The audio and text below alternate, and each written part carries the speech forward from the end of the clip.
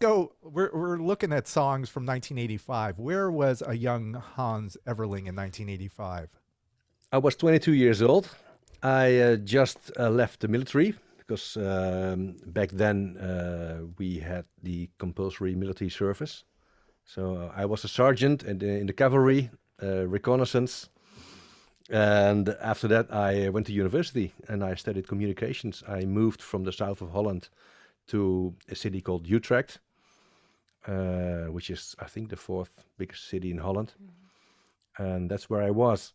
And studying and still DJing a bit, DJing doing for some radio. was this like? Tell me about this radio station that you worked at. Oh, well, back then in Holland, and I saw your episode with Palabo, who was talking about the local radio stations and the regional radio stations in Denmark. In Holland, the situation was a bit different because we had no legal local radio back then. We had public national radio, we had public regional radio, and we had pirate radio. And I was with the pirate radio station in the south of Holland, 7 days a week. We had about 40 people working or volunteering because there was no money, of course. We did run commercials, and it was all illegal, and building antennas wherever we could, and making relay transmitters so we couldn't get caught. And of course, we got caught too many times and lost a lot of equipment. And but yeah, there I had a weekly show every Saturday night from 5 to 6, like a pre-party mix hour, where I mixed music, mostly disco, funk, soul, all that stuff. What was the name of the station? Maastad Radio. And what was the name of your show? It had no name. What? Oh, Yep. disappointing. Yeah, I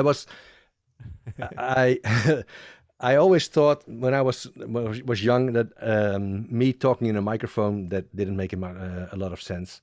Um, Still doesn't for so us. I don't understand what we're doing here, but yeah.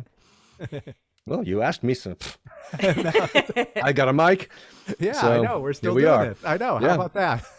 and so I decided that I'm not going to talk in a microphone, and I had a girlfriend in Amsterdam back then, and we went to Amsterdam to go out, and there were these DJs that were in clubs not talking at all, which was back then the fashion, but they were mixing songs, mixing the records, uh, using the pitch control, and that was something very new for me. And I thought, I can do that. I want to do that. So that's what I did.